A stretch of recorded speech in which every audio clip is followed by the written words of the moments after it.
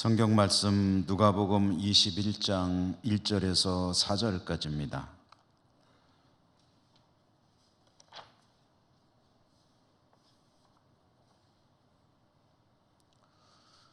교독하여 읽겠습니다.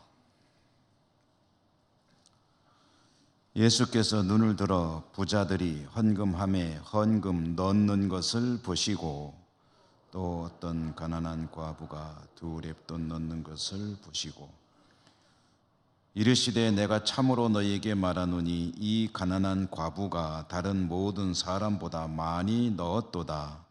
저들은 그 풍족한 중에서 헌금을 넣었거니와 이 과부는 그 가난한 중에서 자기가 가지고 있는 생활비 전부를 넣었느니라 하시니라. 아멘. 주님 은혜가 함께 하시기를 기원합니다. 오늘 신약 성경 읽기 81번째, 81번째로 본문의 말씀을 읽었습니다. 주님께서 예루살렘에 가셔서 활동을 하시는데 곧 십자가에 죽으실 그 시간이 다가오고 있죠. 그런데 그때까지는 아주 활발하게 활동을 하시고 주 활동 무대는 성전이었다. 성전에서 이제 그 성전을 관리하고 책임지고 있는 대제사장 무리를 비롯한 산헤드린 공회원들, 이 사람들은 이제 주님을 어떻게든 궁지에 몰아넣고 제거하려고 있는 힘을 다하죠. 그렇게 해서 이런저런 여러 가지 일들이 벌어지는 가운데 오늘은 주님께서 성전에서 헌금하는 사람들을 보고 하신 이야기를 함께 나누도록 하겠습니다. 그래서 자연스럽게 헌금에 관한 이야기가 되겠습니다.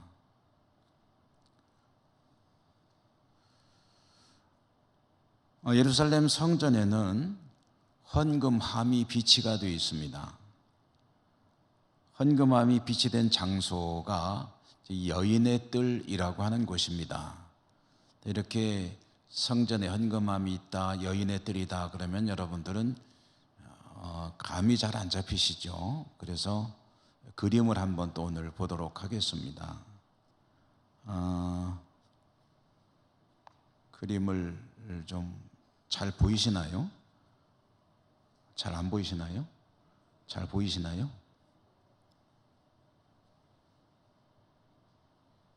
잘 보이네요. 지금 여러분 여기 그림에 나와 있는 게 이제 그림인데 이게 이제 예수님 시대의 예루살렘 성이 이렇게 되었을 것이다, 이 정도 되었을 것이다 라고 추측을 하는 그림입니다. 그림인데 여기 보시면 맨 이쪽 끝에 사각형이 하나 보이죠? 맨 이쪽 끝에 위쪽에 그게 뭐냐면은 성전입니다. 예루살렘 성의 성전인데 좀 그림으로 좀 이렇게 색깔로 칠해 보면은 이제 아이고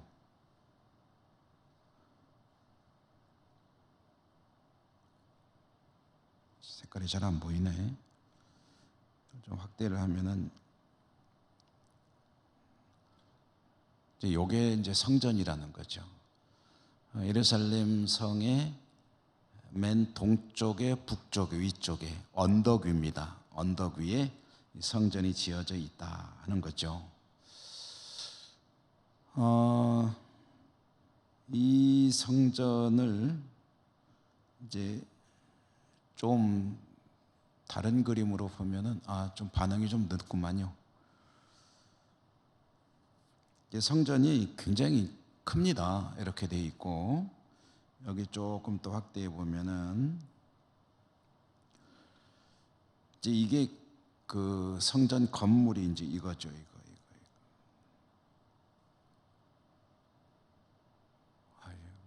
한 2초 정도 늦게 나오네요. 근데 여기 보시면 이 경계선이 이렇게 있지 않습니까? 경계선이 있는데 요 경계선 밖에 요 지역을 부르는 명칭이 이방인의 뜰입니다. 이방인의 뜰. 그게 무슨 소리냐면은 이방인은 여기까지만 들어갈 수 있습니다. 그래서 여기 이제 경계선이 있잖아요. 요 경계선에다가는 팻말을 붙여놨습니다. 뭐라고 되어 있냐면 들어오면 죽는다. 그러니까 이방인은 여기까지만 와야 되지 이 안으로 들어오면 죽는다는 거예요.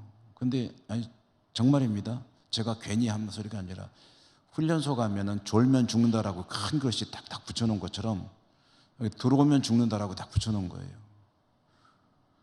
그러면 이제 요 경계선에 요 안쪽에 있는 요 지역은 이제 하나의 완충지대가 되겠죠. 그리고 이제 여기 성전 건물이라고 치면은 색깔을 좀 여러분 편의를 위해서 좀 바꿔가지고 여기 요 안에 여기 이제 나오네. 이 동그라미인데 여기를 부르는 명칭이 여인의 뜰입니다. 여인의 뜰. 그러니까 이제 차등되어 있는 거예요. 그 여인의 뜰이 뭐냐면은 여인하고 항상 같이 붙여 다니는 이름이 뭐가 있죠? 그 사람들을 여성하고 애들 아녀자라고 하잖아요. 아녀자. 아이와 여자. 그래서 아녀자는 동급입니다. 옛날에, 요새는 안 그렇고. 아녀자, 이 여인의 뜰에는 유대인이 돼 여성과 아이들은 여기까지만 들어갈 수 있습니다. 그 다음에 조금 확대해 보면요. 네. 요 문 안에, 요 문 안쪽에 여기는 이스라엘의 뜰이라고 합니다. 그래서 여기는 유대인 남자들이 여기까지 들어갈 수 있습니다. 유대인 일반인 남자들. 그 다음에요. 여기를 제사장의 뜰이라고 합니다. 그러니까 여기는 제사장들이 들어가는 데입니다. 제사장이 아닌 사람이 들어가면 이제 큰일 나죠. 그 다음에 이제 여기가 성소 아닙니까? 성소. 이 안을 잘라서 본다고 치면은 이렇게 자르면은 바깥에 있는 것을 성소, 안쪽에 있는 것을 지성소라고 그러죠. 그래서 제사장은 성소까지 들어가는데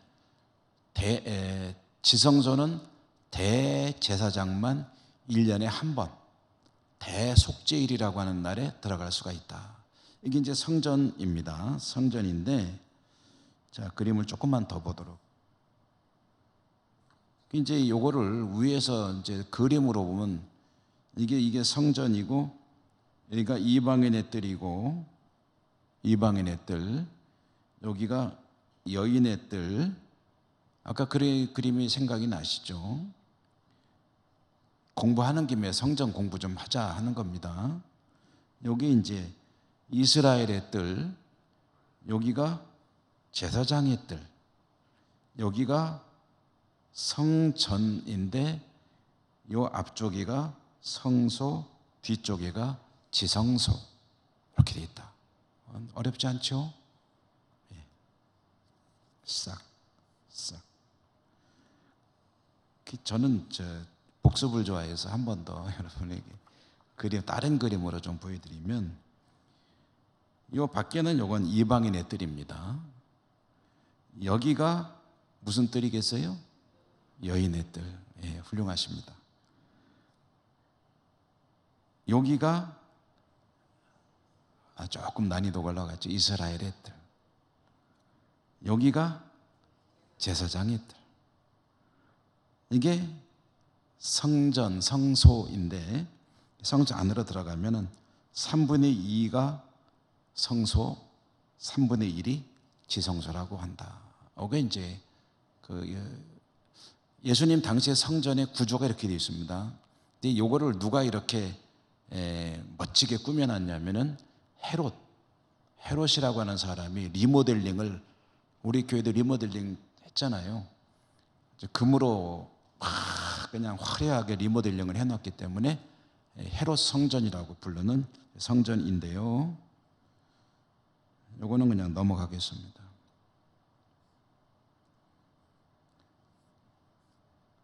요 여인의 뜰에 있잖아요. 여인의 뜰에 헌금함이 설치가 되어 있습니다. 헌금함이 어디 있냐면은 전 정확한 위치는 잘 모르겠어요. 어디쯤인가. 좀 알았으면 자료가 없어요. 아무리 찾아봐도.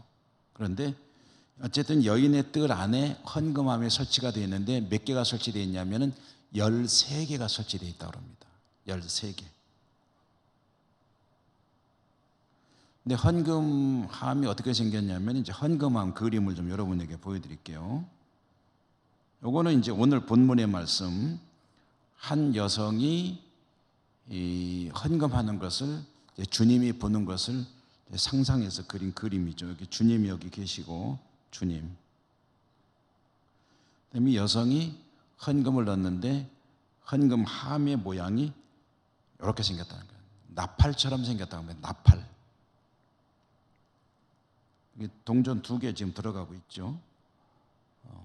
그래서 헌금함이 이렇게 생겼는데 또 다른 그림을 좀 보면은 이렇게 생겼다고 이제 나팔처럼 생겼다니까 여러 가지로 상상을 하는 거예요. 이렇게 생겼다고도 하고, 근데 저는 아직 실물을 못 봐가지고 저도 잘 모르겠어요. 어디 좀 볼 기회가 있으면 봤으면 좋겠는데, 요거는 조금 더 사실적인 건데, 여기 이제 제사장 같은 사람이 이제 옆에 서 있고 헌금을 이분이 하는데 지금 헌금함이 이거예요. 이거 나팔처럼 생겼죠. 그래서 이렇게 해가지고 아마 요 밑으로 여기가 입구이고 밑으로 함으로 좀 돼 있는 게 아닌가 하는 생각을 합니다. 자, 그림은 요 정도로 보도록 하겠습니다. 그럼 요 그림을 좀 뇌리 속에 넣어 놓으시고 오늘 말씀을 좀 함께 또 보도록 하죠.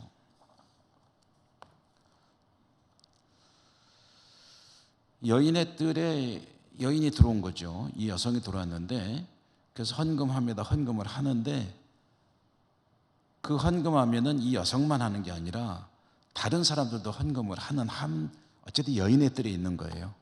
그런데 주님이 먼저 보신 거는 부자들이, 돈 많은 사람들이 헌금하는 것을 보았고, 그리고 또 한 여성인데 그 여성은 혼자 사는 사람이었다. 그래서 성경에서 흔히 과부라고 부르는데 저는 그냥 보통 부를 때 홀로 된 여성 이렇게 부릅니다. 홀로 된 여성이 헌금하는 것도 보셨다는 거죠. 자, 여러분 여기서 이 성경에서 한 가지 속에 들어있는 뜻을 좀 찾아보면은 헌금한다라는 행위가 헌금하는 것을 주님이 보셨다고 했는데, 그래서 헌금한다는 그 말 속에 들어있는 뜻이 뭐냐면은 그 사람들은 항상 그렇게 헌금을 한다는 반복성이 들어있습니다. 사실 헌금이라는 것은 되게 정해져 있잖아요. 여러분 그렇지 않습니까? 주정헌금, 우리 같은 경우에 주정헌금 하면은 항상 주정헌금은 얼마씩, 그 다음에 11조야 이제 정해진 수입이 생기는 대로 하는 거지만, 또 감사헌금은 뭐 한 달이면 한 달에 한 번, 매주면 매주 얼마씩 이런 식으로 정해서 항상 헌금을 하는 것은 대개는 정해놓고 하는 거지 않습니까? 그러니까 이제 오늘 이 말씀 속에 들어있는 속뜻이 뭐냐면은 부자들도 그렇고 이 여성도 그렇고 이렇게 헌금을 하는 사람들인데 주님이 성전에 그날은 헌금하시는 것을 봤다, 이런 얘기입니다. 부자들은 헌금을 하는데 헌금을 넉넉하게 합니다. 왜냐하면 돈이 많으니까. 그래서 예루살렘 성전에는요, 그 예루살렘 성전의 재정은 어마어마했습니다. 이스라엘 사람들이 성전에 오면은 다 헌금을 하고 또 뭘 내냐면 성전세를 내거든요. 성전세를 내고 또 올 때 헌금을 하고 이런저런 기부 행위도 있고, 그 다음에 재물을 통해서 재물을 드리고 그 다음에 이제 이거는 좋은 일은 아니지만 성전에서 장사도 하고, 그래서 예루살렘 성전에 움직이는 재정은 어마어마했다. 그 당시에 이제 이스라엘이라고 하는 나라가 로마의 지배를 받고 있는데, 로마의 지배를 받으면서도 상당히 광범위한 자치권이 허용되고 있었거든요. 그러니까 로마는 뭐냐면 소동만 안 부리고 황제만 신으로 잘 모시고 그 다음에 세금만 잘 내고 이러면은요, 뭐 굳이 그 간섭을 안 해요. 세금 잘 내고 치안 문제 반란 같은 거 일으키지 않고, 그리고 황제를 신으로 섬기도록 되어 있는데 그런 거 잘하면은 뭐 괜히 가서 건드릴 필요가 없는 거예요. 니들 알아서 잘 해봐 라고 이제 하는 것이 로마의 정책이었습니다. 그렇기 때문에 상당히 광범위한 자치권을 행사하는데 최고 권력자가 누구냐면 정치인이 아니에요. 대제사장이 말하자면은 정치적 지배자를 겸하고 있었습니다. 그래서 최고 권력자가 누구냐면은 이 대제사장입니다. 그 다음에 서열 2위가 누구냐면은 이제 보통 성전 경비대장인데, 실질적인 막강한 파워를 휘두르는 사람이 누구냐면은 성전의 재정관리 책임자. 이 사람이 사실은 제일 힘이 센 사람이에요. 이제 어디 가나 그 재정을 딱 책임지는 사람들이 아무래도 이런저런 여러 가지 이제 힘을 가지고 있는 거예요. 근데 주님이 보시는데 한 여성이, 아까 그림을 여러분 상상해 보십시오. 헌금을 하는데 이제 2렙돈을 넣었다는 거죠. 2렙돈. 2렙돈이면은 얼마쯤 한 걸까? 여러분들은 뭐 굳이 찾아보실 필요가 없죠. 제가 알려드리니까. 렙돈이 얼마냐 하면은요, 한 데나리온의 128분의 1이었다고 합니다. 그럼 데나리온은 또 얼마냐? 한 데나리온은 보통 성인 한 사람이 일할 때 받는 하루 품삯이 데나리온 하나를 줬단 말이죠. 그래서 요즘 돈으로 한번 바꿔보면은 하루 품삯이 얼마냐 하는 것은 정해진 건 없지만 그냥 계산하기 좋게 10만 원을 가지고 계산을 10만 원 정도는 받죠. 그렇죠. 뭐 그 정도 되지 않을까 싶어요. 그리고 조금 이제 고급 인력 같으면 물론 훨씬 많이 받겠죠. 그런데 한 10만 원 받는다고 치고 하면은 10만 원의 128분의 1이 렙돈이에요. 그래서 제가 계산을 해봤죠. 얼마인가 계산기로 해보니까 얼마냐면은 780원. 렙돈 하나가 780원. 그런데 그 렙돈을 하나만 헌금하지 않고 왜 2개를 했을까? 그거는 성전의 일종의 법이 정해져 있어요.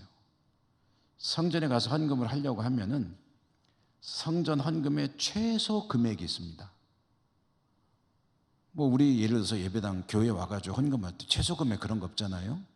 우리 어린이들이 100원짜리 하나를 넣어도 되고, 요즘은 10원짜리는 안 쓰죠? 쓰나요? 못 본 것 같아요. 1원짜리는 쓰나요? 그러나 예를 들어서 1원짜리도 헌금할 수 있어요. 우리 어린이가 집에서 이제 1원짜리를 들고 와서 이제 헌금을 했다. 그러면 헌금이 되는 거죠. 그러니까 헌금 금액에 제한이 없습니다. 그런데 예루살렘 성전에는 헌금 금액이 정해져 있어요. 하한선이, 상한선은 없고 하한선이 정해져 있는데 그게 얼마냐면 2렙돈입니다. 그러니까 2렙돈 이하는 헌금하지 말라는 거예요. 그럼 몰래 넣으면 안 되나요? 헌금만 우리 저 뒤에 있는데 그냥 가서 하나만 넣으면 안 되나요? 그런데 그게 또 그렇게 안 됩니다. 왜냐하면은 헌금을 하려면은 내 마음대로 가서 넣는 게 아니고 그 제사장한테 가서 신고를 해야 돼요. 제가요 오늘 무슨 명목으로 헌금을 얼마를 하겠습니다 라고 하면 제사장이 이 사람을 데리고 헌금함으로 갑니다. 그래서 거기서 보는 데서 헌금을 넣도록 되어 있습니다. 아까 그림에 보셨죠? 한 여성이 할 때 옆에 제사장 같은 양반, 수염난 양반 서 있는 거.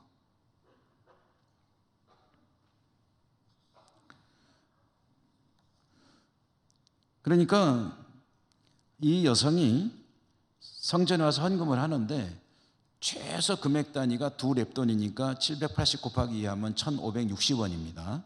1560원 정도까지 헌금을 할 수 있는 거예요. 그래서 그 돈을 자기가 이제 헌금을 하는 광경을 주님이 성전에서 주로 활동을 하시니까 보셨다. 그런데 부자들 헌금하는 것도 보시고 이 여성이 헌금하는 것도 보셨다라는 겁니다. 자, 그런데 여기서 이 여성이 어떤 사람이냐에 대해서 성경이 밝혀주는 것으로는 과부라고 되어 있잖아요. 성경이 말하는 과부라는 이 용어가 가지는 의미는 뭐냐면은 어떤 사유로든 남편과 이제 사별을 했거나 또는 이런저런 이유로 이별을 해가지고 혼자 된 여성이 인데, 근데 성경에서 이렇게 과부라는 용어를 쓸 때는 혼자 사는 여성이라는 의미로 쓰는 경우보다는 이 사람이 사회적으로 굉장히 약한 사람이라는 의미로 사실은 갖다 쓰는 경우가 훨씬 더 많습니다. 그러니까 이 용어가 나오면은 이거는 이 사람은 정말 가난하고 불쌍한 사람이다 라는 의미로 한 사람을 이제 등장시키는 겁니다. 사회적 약자, 요즘 흔히 쓰는 말로 가장 가난한 사람, 무슨 이름이 갑자기 생각이 안 나지. 부르는 호칭들. 우리 이제 부르는 그래 있잖아요. 사회적으로 좀 저소득 계층. 이 여성은 돌봄이 아주 절실하게 필요한 사람이라는 것이고 가장 가난한 사람이라는 것이고 사회적 약자의 대명사인 것이고요. 그가 그렇기 때문에 성전에 와서 헌금을 드려도 헌금은 드리고 싶은데 돈이 없으니까 최소 단위라도 드리는 사람이다 라는 이야기입니다. 그러면 여러분 이제 대충 상황이 파악이 되셨죠. 그런데 주님께서 여러 사람들이 헌금하는 걸 봤는데 부자들이 헌금하는 것도 보고 여성이 하는 것도 봤는데 이 여성이 헌금을 제일 많이 했다고 말씀을 하신 거예요. 그러면 여기서도 한 가지 궁금점이 생기죠. 주님이 저 사람들이 얼마 헌금하는지를 어떻게 알았을까? 어떻게 알았을까요? 명세서를 보셨나? 근데 아까 말씀드렸잖아요. 제사장이 가서 신고하고 그리고 들어가서 이제 이 헌금함에다가 대개는 이제 금속 화폐 아닙니까? 그 당시 지폐는 없잖아요. 그러니까 은화든 금화든 아니면은 렙돈 같은 것은 이제 구리돈이겠죠. 그런 거든 이제 돈 집어넣으면 딸그랑 소리가 나는데, 그런데 많이 하는 사람은 딱 던지면 촤르륵 소리가 나겠지. 하나, 두 개 던지면 땡그랑 땡 하고 소리가 나겠죠. 그리고 아마 구리하고 은하고 금하고도 소리가 다르지 않았을까. 전문가들은 딱 소리만 들으면 구분하지 않았을까. 그러니까 대제사장이 데려가서 헌금을 하니까 사실은 옆에 있는 사람들은 저 사람이 무슨 헌금을 얼마 하는지 대충 알아요. 근데 부자들은 할 때 탁 해서 꺼내가지고 주머니에 탁 해서 해가지고 쫙 쏟으면 차르륵 차르륵 하고 떨어질 텐데 이 여성의 첫째는 또그르르 하고서 이제 두 개 떨어지는 소리가 나는 거예요. 그러니까 주님이 척 보면 아이쿠. 게다가 여성의 이제 그 모습도 볼 거 아닙니까? 그런데 어떨까요? 가난한 여성이니까 나이나 용모는 알 수가 없지만 대략 그 모습이 짐작이 되지 않습니까? 옷차림도 좀 남루하지 않았을까 싶고, 그리고 왠지 얼굴을 보면은 고생 많이 한 사람의 얼굴, 그래서 사는 게 쉽지 않은 그런 모습으로 와서 동전 두 개 딸랑 던지는 그 모습, 그러면은 웬만큼 눈치가 있는 사람 같으면 알 수 있겠죠. 근데 주님께서 이렇게 헌금하는 사람들을 쭉 보다가 저 여성이, 저 사람이 가장 헌금을 많이 했다라고 말씀을 하신 거예요. 객관적으로 여러분, 이 사람이 헌금을 가장 적게 했을 겁니다. 부자들이 헌금을 많이 했을 거예요. 촤 하고 땡그랑하고는 다르잖아요. 그런데 누가 봐도 알 텐데 주님은 이 사람이 헌금을 가장 많이 했다라고 말했는데, 그 이유가 뭐냐면은 오늘 4절 말씀에서 주님이 그 기준에 대해서 이야기하시잖아요. 4절 말씀 한번 같이 읽어볼까요? 시작. 저들은 그 풍족한 중에서 헌금을 넣었거니와 이 과부는 그 가난한 중에서 자기가 가지고 있는 생활비 전부를 넣었느니라 하시니라. 아멘. 자, 여러분, 주님께서 보시는 헌금을 많이 하고 적게 하고의 기준은 사람들이 보는 거하고 좀 다르다는 거죠. 우리 교회도 재정부원들이 수고를 많이 하시잖아요. 그럼 헌금 개수 해가지고 딱 기록을 하는데 이름 딱 하고 얼마, 이름 딱 하고 얼마 해서 다 그걸 정리를 합니다. 해가지고 통계를 내고 재직할 때마다 그걸 정확히 보고를 하려고 최선을 다하고 이렇게 해서 애들을 쓰시는데, 근데 거기 보면 누가 헌금 많이 했는지 적게 했는지가 쫙 나오거든요.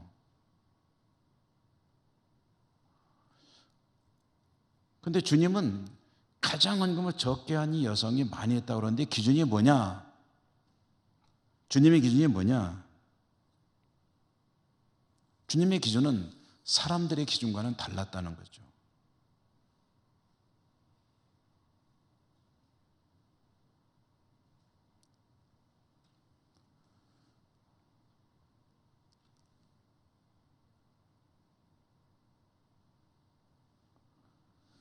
헌금이 많고 적음에 대한 주님이 가지고 있는 기준은 뭐냐면은 중심입니다. 중심. 드리는 사람의 마음, 자세.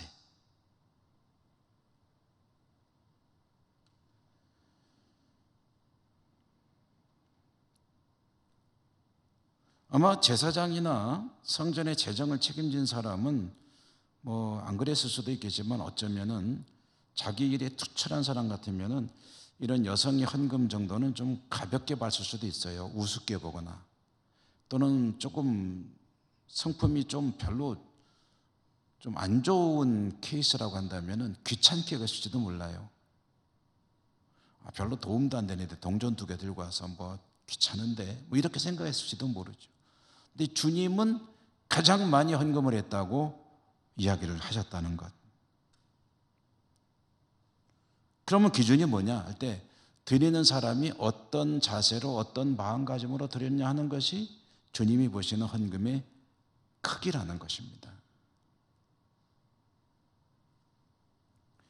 부자가 드리는 헌금이 금액적으로는 더 많았겠죠. 그런데 그 부자가 드리는 헌금은 그가 살아가는 삶의 형편, 생활 형편 가운데서 차지하는 비중이 그리 크지 않았을 것이다. 속된 말로 하면은 그 돈 있어도 없어도 그렇게 티가 안 나는 인생이다라는 거죠. 우리 그런 말 가끔 하잖아요. 아이 그까짓 거 없는 셈 쳐. 그거 없다고 뭐 굶어 죽나. 있으면 좋지만 없어도 크게 상관없는 돈. 그런 돈 있잖아요. 어마어마한 재벌들에게는 일반 서민들이 생각하기에는 큰 돈이지만 그 사람들에게는 있으나 없으나 별로 신경 쓰이지 않는 돈일 수가 있지 않습니까? 우리는 뭐 100만 원, 200만 원 그러면 큰 돈인데 돈 많은 사람들에게는 억 그래도 그게 별로 그렇게 중요하지 않은 그런 사람들이 있다는 거죠. 물론 저는 잘 모르지만.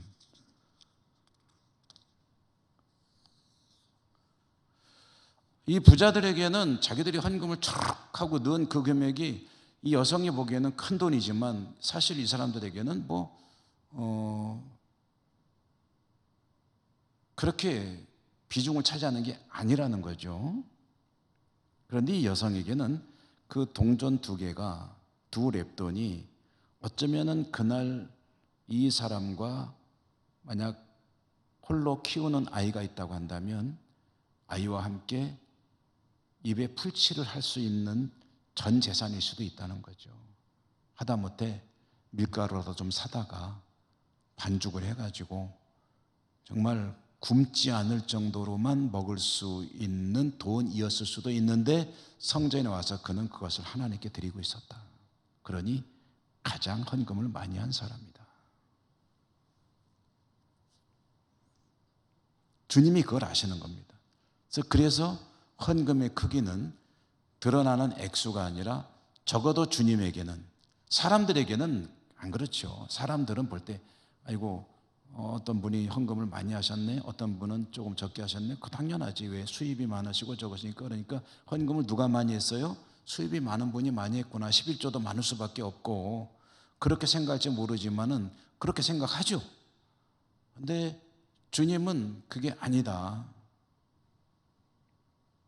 그 여성은 그럼 왜 그랬을까? 왜 자기 전부를, 저녁 식비일 수도 있는 그 돈을 드렸으면 자기도 굶어야 되고 혹시 아이가 있다면 아이도 굶어야 될지 모르는데 그 돈을 왜 하나님께 드린 것일까? 라고 한다면 여러분 그게 그런 분들 많이 계시겠지만 헌금의 재미라는 거 아닙니까? 헌금의 재미.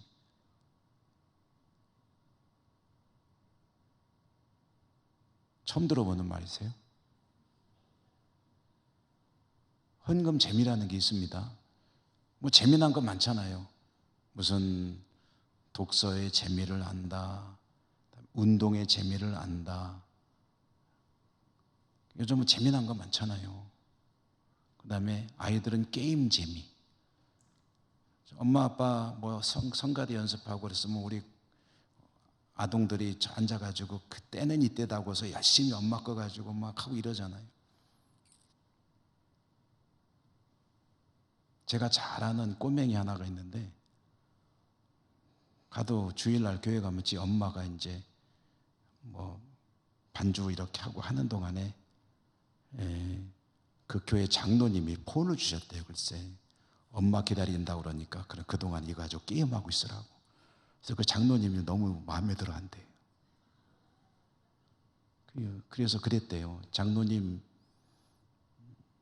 저하고 나이만 좀 맞으면 좋은 친구가 될 수 있었을 것 같아요. 그랬대요. 나이가 안 맞아서 친구가 못 된다고? 참 좋은 분이라고. 왜냐? 게임하라고 폰 주니까. 재미입니다. 재미. 뭐가 재미있으세요? 재미있는 일이 뭡니까? 보통 사람들은 이제 돈 버는 재미, 그런 말 하잖아요. 돈 버는 재미. 그 다음에 다이어트 하는 사람들이 살 빠지는 재미. 그런데 여러분 헌금 재미라는 게 있습니다. 헌금 재미는 뭐냐면 돈이 생기면 헌금하는 게 재미있는. 새 돈 생기면 아이고 요건 아까워서 못 쓰겠네. 왜요? 새 돈은 헌금해야 되니까. 헌 돈은 그냥 내가 쓰고 빳빳한 새 돈이 생기면 그걸 안 쓰고 모아놨다가 하나님께 드릴 때 이걸로 해야지. 헌금하는 재미.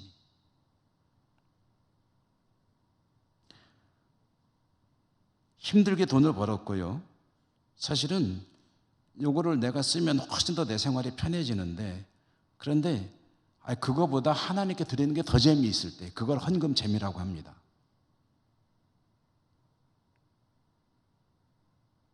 그래서 하나님께 마땅히 드려야 할 것은 다 드렸음에도 불구하고 또 드리고 또 드리고 싶어서 또 드리는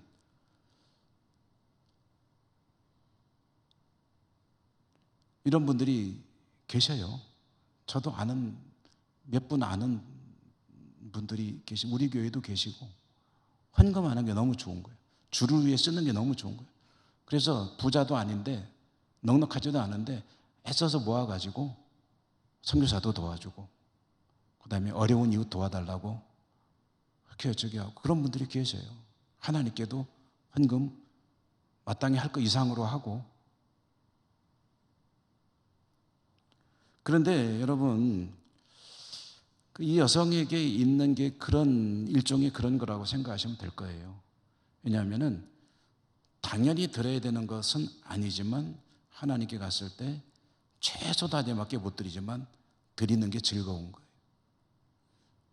오늘 저녁에 배는 좀 고라도 아이고 하나님께 왔는데 내가 좀 드려야지 하고 헌금을 드리는 거예요. 그리고 그게 중심입니다. 주님은 그 중심을 보신다는 거예요.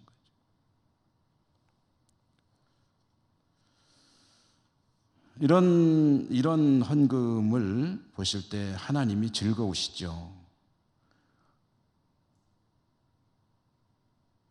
중심을 보시기 때문에 즐거우시죠. 하나님은 외모가 아니라 중심을 보죠. 사람은 중심이 아니라 외모를 보죠.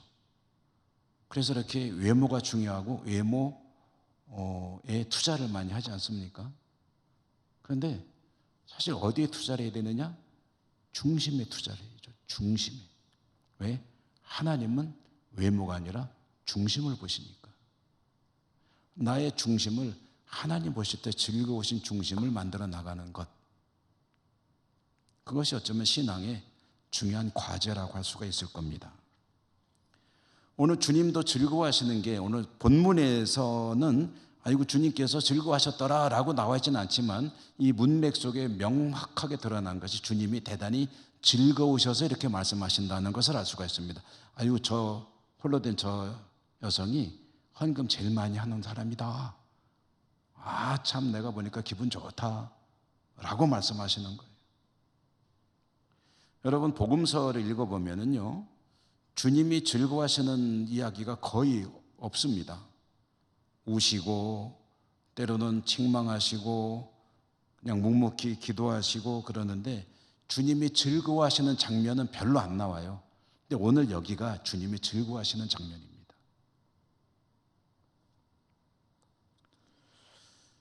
오늘 헌금 이야기가 나왔으니까 제가 헌금 이야기 한 가지만 하고 마치려고 합니다. 이럴 때 한번 해야지 뭐 언제 하겠어요. 여기 계신 분들은 사실 별로 해당될 것 같지 않아요. 그런데 이제 성도들이 하는 헌금 중에 제일 그 비중이 큰 게 11조 드리는 거 아닙니까? 11조. 11조는 내 수입의 10분의 1을 드리는 것. 근데 요즘 신학자들이나 목회자들이나 또는 그런 분들이 섬기는 교회들이나 11조를 하지 않아야 한다고 주장하는 이들이 있습니다. 11조는 하지 않아야 한다라는 주장. 그 주장을 왜 하냐면요 11조는 구약 성경에 나오는 것이니까 신약 시대를 살아가는 우리들은 하지 않아야 한다. 그러므로 교회는 11조를 교인들에게 내라고 하지 말아야 한다 라고 주장하는 이들이 있습니다. 11조에 관한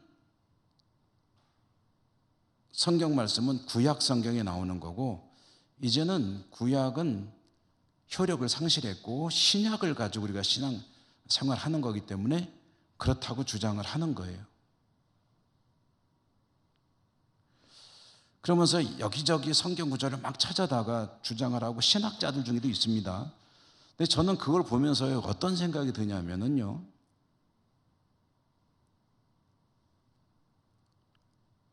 헌금이 하기가 싫구나. 그러니까 저렇게 어떻게 하면 안 할 수 있나를 연구하는구나 라는 생각이 들어요. 저는 모르겠습니다. 제 생각이 맞았다는 생각은 아니에요. 대단히 죄송한 말일 수도 있지만 그분들은 나름대로 성경을 정확하게 보겠다고 해서 그런지 모르겠지만 저는 그런 생각이 들어요. 11조를 안 하기 위한 이유를 이렇게 찾고 저렇게 찾는데 구약 성경에 나오니까 이거는 요즘은 안 맞는 거다라는 말을 도대체 어떻게 할 수가 있지? 그럼 구약 성경은 없는 건가? 우리는 신약 성경만 가지고 신앙생활 하나? 그거 왜 그러는 걸까? 저는 그 이유가 헌금을 하고 싶지 않은 것으로부터 시작된 게 아니냐. 가끔 교회들이 헌금을 사용할 때 조금 부적절하게 사용하거나 목회자들이 호화 생활을 하거나 그런 것들이 마음에 안 들어서 그런다고 생각을 할 수도 있지만은, 그렇지만은 그렇다고 해서 그걸 거기다 갖다 붙여서는 안 되지 않느냐. 정하고 싶지 않으면 안 하면 되지. 자기가 왜 자꾸 성경 갖다가 그런 식으로 해서 갖다 붙이는지, 저는 아무리 생각해도 이유는 그거 같아요. 헌금을 좀 안 했으면 좋겠다 하는 생각인 것 같아요. 교회에다 그렇게 돈 많이 내고 다니고 싶지 않다.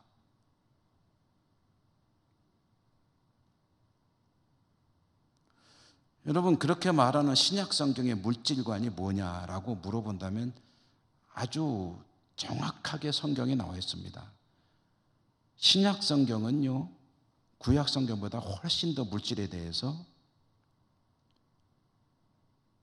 그런 의미에서 본다면 심하다고 할 수 있어요. 신약 성경이 말하는, 주님이 말씀하시는 물질에 대한 이해는 청지기론입니다. 청지기. 구약 성경에서 수입의 10분의 1을 하나님께 드리라, 그것은 나의 것이다 라고 했다면, 신약 성경에서 주님이 말씀하시는 우리와 물질의 관계는 뭐냐면은 내 것이 아니다, 하나님의 것인데 맡아서 관리하고 있을 뿐이다라는 거예요.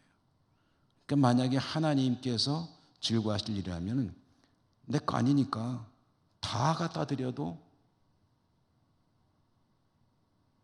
아무 할 말이 없는 것이고, 또 신약 성경에서 또 한 가지 헌금의 원리 중에 하나는 뭐냐면 분에 넘치게라는 말입니다. 분에 넘치게. 사도 바울이 예루살렘 교회로 독교에서 이방 지역의 교회들에게 헌금을 요구하도록 지도했을 때 그들이 헌금을 하는데 분에 넘치게 하였다. 이게 헌금의 기준 중에 하나라는 거죠. 최소한 11조보다는 많죠. 그래서 이렇게 뒤집어서 얘기할 수 있어요. 11조는 성도가 하나님께 드리는 헌금의 최소한이다. 이거는 기본이다, 기본.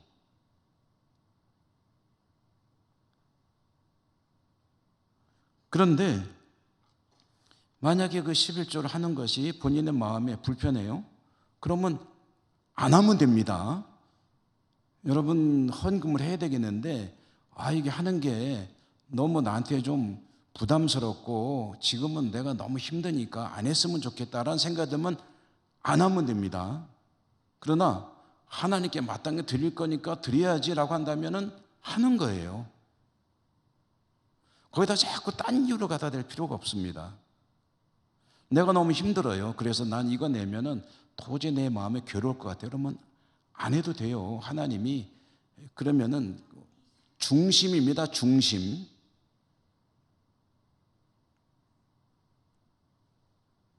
그러다가 이제 상황이 바뀌었다. 나도 믿음이 좀 더 그랬다. 그래서 하나님께 드려야 되겠다라고 생각되면 그때 하면 되는 거예요.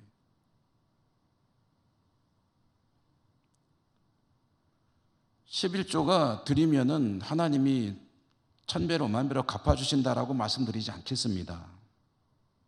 왜냐? 11조는 투자가 아니기 때문에. 11조는 당연한 겁니다. 마땅한 겁니다. 그렇지만 그 믿음이 안 되면, 마음이 편치 않으면 하지 마시라. 그러나 마땅히 할 거라고 생각이 되면 하고, 중심입니다. 그러다가 헌금 재미가 생기면은 재미나는 대로 하면 되는 거죠. 그것 때문에 가족 간에 불화가 생기면 불화가 해소될 때까지 좀 기다렸다가 하면 되고, 아무 문제 없습니다. 즐거움으로, 자원하는 마음으로, 기쁨으로 드릴 수 있을 때 드리면 되는 겁니다. 그거 안 한다고 하나님이 무슨 벌을 주거나 또는 해코지를 하시거나 또는 어려운 일이 있게 하거나 몸이 아프게 하거나 사업이 망하게 하거나 그러지 않습니다. 혹시 그렇게 얘기하는 분 있다면 그거 다 가짜입니다. 안 그럽니다. 하나님이 그런 분이 아니에요. 헌금 안 하면은 뭔가 찜찜해가지고 하지는 마시라. 하나님의 은혜가 감사해서 마땅히 드릴 부분을 드리는 것이 헌금의 정신이고, 그렇게 즐거움으로 드리는 헌금을 하나님은 즐겁게 받으신다. 여러분의 신앙생활, 그중에 헌금 생활이 즐겁고 행복하시기를 주님 이름으로 축원합니다. 은혜로우신 하나님 감사합니다. 오늘도 말씀을 들었습니다. 주신 말씀에 따라 저희들의 신앙이 바르고 하나님 앞에 즐거움으로 이어질 수 있도록 은혜 더하여 주시옵소서. 예수님 이름으로 감사하고 기도드립니다. 아멘.